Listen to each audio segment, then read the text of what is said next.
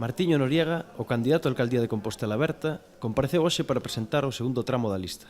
Na comparecencia, estivo acompañado polas persoas que pechan a lista, a actriz Comba Campoi e o empresario Víctor Ferreira, quen fora concelleiro de Educación no primeiro goberno do socialista Xerardo Estévez.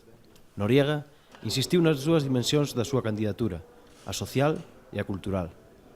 Unha cidade participada pola cidadanía na súa toma de decisións, a apertura dunha nova etapa é fundamentalmente un modelo de cidade e un relato de cidade que sexa construído por todos e todas, pero que asente os relatos sobre dous piares que nós sempre decimos que o social nun momento de emerxencia e o segundo piar é un piar cultural, de compromiso cultural, de saber que Compostela ten unha referencialidade non só como capital de Galicia, senón como símbolo europeo, como símbolo cultural europeo.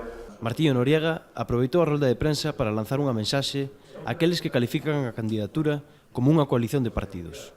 Reafirmar que Compostela Aberta é un lugar de encontro. Moitas veces, cando a xente pretende simplificar o proxecto de Compostela Aberta, establecelo ou homologalo a unha coalición partidaria, non está a entender o que está a pasar. Siguen mirando o presente e o futuro coas lentes do pasado. Para Comba Campoi, vai haber por fin unha política cultural en Compostela. A presenza, como comentaba Martiño, de persoas, de traballadoras do mundo da cultura, creo que xa é unha garantía de que, polo menos neste campo, vai haber por fin unha política cultural en Compostela, cosa da que adolecíamos até de agora.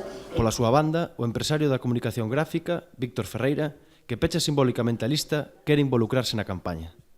É unha presencia testimonial, en la que o número 25 ten un certo simbolismo, e digo particularmente que non é testimonial porque penso estar volcado nun momento que considero óptimo e un momento único para poder anunciar a reacción do Concello de Santiago de Compostela.